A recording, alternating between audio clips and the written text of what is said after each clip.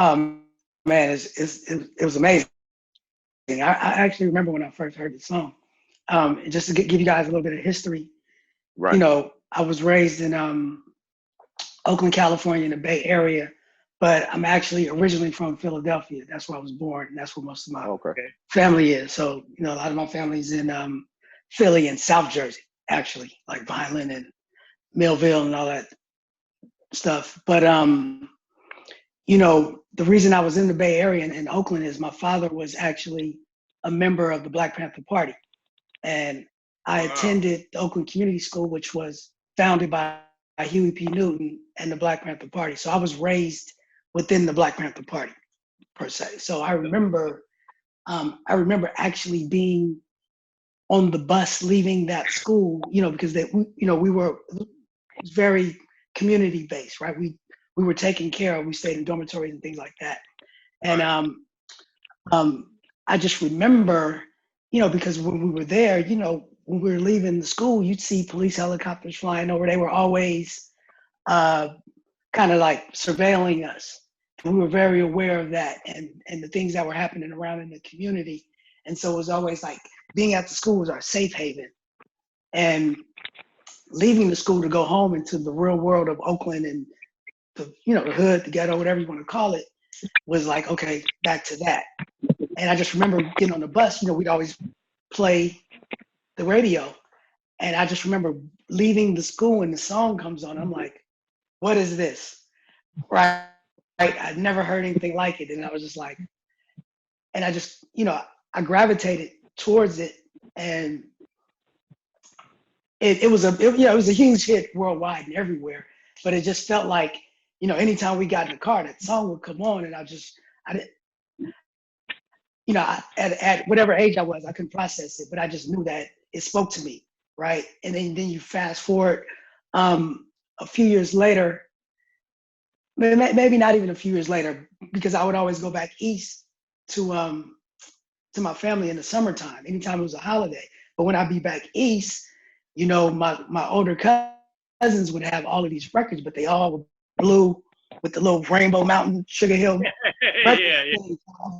I just associated, you know, when I found out it was hip hop, rap music, I just associated hip hop with that label, with Sugarhill Records. You know what I mean? So you guys were kind of like the beginning of me even just diving into this thing. You know, Spoonie G, and I remember who else was Funky 4 plus 1 more, whoever else was on the label. Just all of those records, because, you know, remember back then, you would buy the records, you know, and I'm skipping forward a little bit, you know, so now I'm like 12, 13. When you started buying records, because I originally wanted to be a DJ at first, you would just buy them because of the label. If it looked familiar, you'd be like, let me see what it was. You know, you grab it, and sometimes certain record shops, you could even bring the record back if you didn't like it, you know, depending on where you were. But yeah, that was like just sonically and visually even, that was the beginning of my hip hop journey, was the Sugarhill Gang and Sugarhill Records. You know, we became like family, right? So Shock has produced several songs for George and them. And anytime that, you know, he had a house in Tallahassee. So anytime we would go, and I'm just gonna tell y'all, you know, y'all folks, we would go to Tallahassee and George would come pick Shock up, right? And we'd be like, man, is they gonna make it back? They was hanging out. Wow. And, you know, both of them would just run on stage like Eddie Kane or something. We here. I can see that. I can see that. And it'd be the best show ever. You feel me? So it would be a blessing and nerve-wracking at the same time. Anytime the two got together.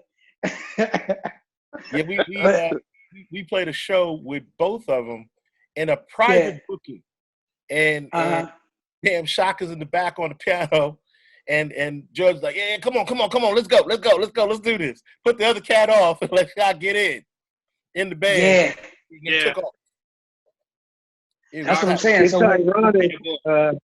It's ironic that you guys had that influence, because when we first came out, Rapper's Delight was dropped in September '79. 2 weeks after it dropped, we were on tour opening up for Parliament Funkadelic.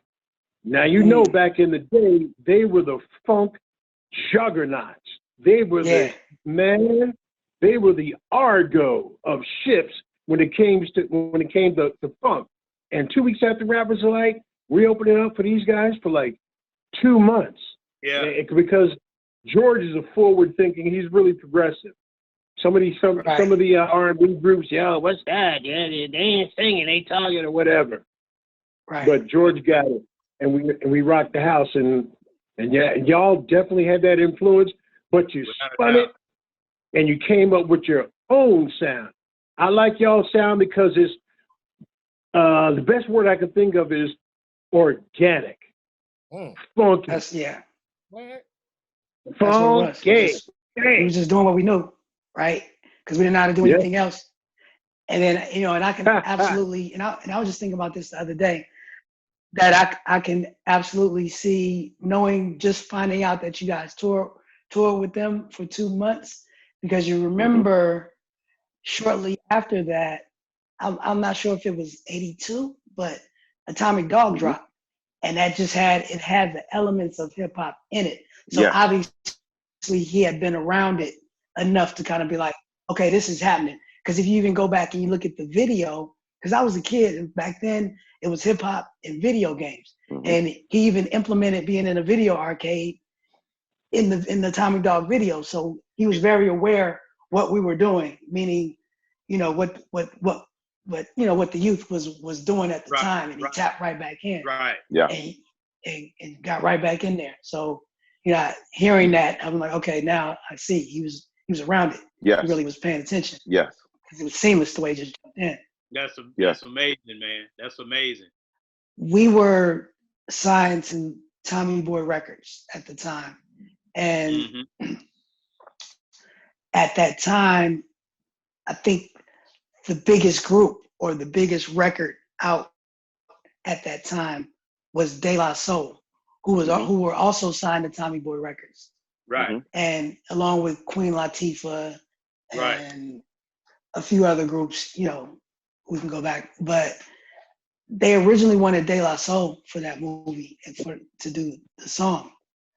But De La couldn't do it for some reason, or something happened with it. Their schedule, they were probably so busy that they were just booked. I don't know what it was, but we somehow got the word that Tommy Boy was like, well, what about Digital Underground? They're popping too, or whatever. And I don't think that Dan Akroyd, he was the director and the producer of the show of that movie. The film. So he made the decision. That was his film. So him not being, that was his film. So him not being, I don't think he was as familiar with us. But we just around that, at some point, we had a show in Los Angeles at the, what's the name of that place? It was a show that, it was always big shows in LA. We had a big show in LA. And, we were told, okay, Dan Akroyd is going to come check us out. And if he likes us, he'll do whatever. He came and he saw our show. And I guess he was just blown away by the theatrics and what we did. And he came down, in the dressing room. I forget the name of this place. It was real known, but the dressing room was downstairs. He came downstairs and he was like, wow, blah, blah, blah. Next thing you know, he rolls up a big old joint. And we smoked the joint with Dan Akroyd, and we was in the movie. Yeah. So this is how Dr. Dre and EasyE ended up in the video. So I mentioned earlier that H. Gregory, he was our manager, right? He's the one that signed Digital. He's the one that signed Tupac, TNT Records. That's what we were originally signed to. And, spoke to Adrian yesterday. We still do business together. But he got his start as a road manager, and he started out working for Jerry Heller and road managing for Ruthless Records. So he was the road manager for NWA, JJ Fad, the DLC, all of those guys, right? So, you know, and even when we got signed, he was still working for Ruthless Records. And that's really how he got his money to even start his label to sign Digital Underground. So I always consider us being really, we are a byproduct of NWA and Ruthless Records, because that's how he got his start. He got his money from that situation. And even before we came out, when NWA, when he would bring any of those acts to town, we would be around them. He would bring us around, like, you know, so we'd be backstage with NWA or JJ Fad. So they were like, you know, big bros.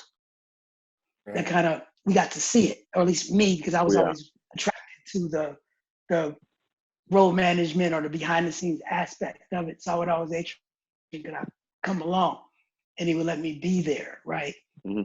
So, you know, it's because of NWA is why Digital Underground is even, you know, is why we were even able to be seen by the world. That's because Atron got his start with NWA. So wow. You know, we are a part of the the NWA family, if you really want to speak on it. Right. So when it was time to do that, Atron probably just called a favor, like, hey, can you guys come be, you know, it's my group. And they was like, heck yeah. So even like, and I always say we wouldn't be signed if it wasn't for NWA, because any manager or whoever, they always have their ears, right? So just say, remember when Tupac came, Atron was asking me, what do you think about this guy, right?